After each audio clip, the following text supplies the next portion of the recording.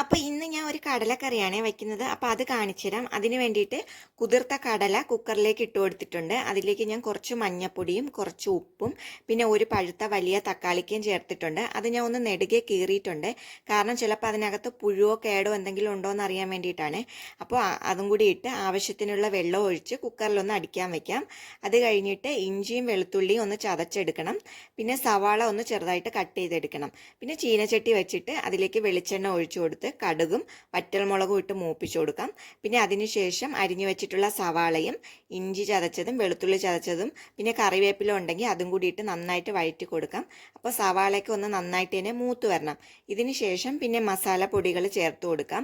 ഞാനിവിടെ ഒരു 1.5 ടീസ്പൂൺ മുളക് പൊടിയും പിന്നെ ഒരു 1/2 ടീസ്പൂൺ കാശ്മീരി മുളക് പൊടിയും പിന്നെ മല്ലിപ്പൊടിയും പിന്നെ ഞാൻ കുറച്ച് ചിക്കൻ മസാലയും കൂടെ ചേർക്കുന്നുണ്ട്. ചിക്കൻ മസാല കുറച്ച് കടലക്കറിയിൽ ചേർത്താൽ നല്ല ടേസ്റ്റ് ആയിരിക്കും. അപ്പോൾ അതും കൂടി ചേർത്ത് നന്നായിട്ട് മൂപ്പിച്ചതിന് ശേഷം അതിൻ്റെ പച്ച മണമൊക്കെ മാറിയതിന് ശേഷം നമ്മൾ കുക്കറിൽ വേവിക്കാൻ ഇട്ടിട്ടുള്ള തക്കാളി ഇല്ലേ, അതും കൂടി ഇതിലേക്ക് ഇട്ടിട്ട് നന്നായിട്ടൊന്ന് മിക്സ് ചെയ്ത് കൊടുക്കാം. അതിനുശേഷം വേവാൻ വെച്ചിട്ടുള്ള കടലയിൽ നിന്ന് കുറച്ച് കടല മിക്സറിൻ്റെ ജാറിലേക്ക് ഇട്ടിട്ട് ഒന്ന് പൊടിച്ച് ഇതിലേക്ക് ചേർത്ത് കൊടുക്കാം. അതെന്തിനാണെന്ന് വെച്ചാൽ ഇങ്ങനെ ചേർത്ത് കൊടുക്കുമ്പോൾ കടലക്കറിക്ക് ഒരു തിക്നെസ് കിട്ടും, ഗ്രേവി നല്ല കട്ടിയോടുകൂടി കിട്ടും. അതിന് വേണ്ടിയാണ് അങ്ങനെ ചെയ്യുന്നത്.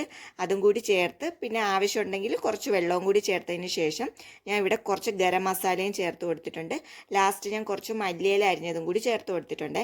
കടലക്കറിയിൽ മല്ലിയില ഇട്ടാൽ നല്ല ടേസ്റ്റാണ്. അപ്പോൾ കടലക്കറി റെഡി ആയിട്ടുണ്ട്. ഇങ്ങനെ ചെയ്തിട്ടില്ല പറ്റാത്തവർ ഒന്ന് ചെയ്ത് നോക്കണേ.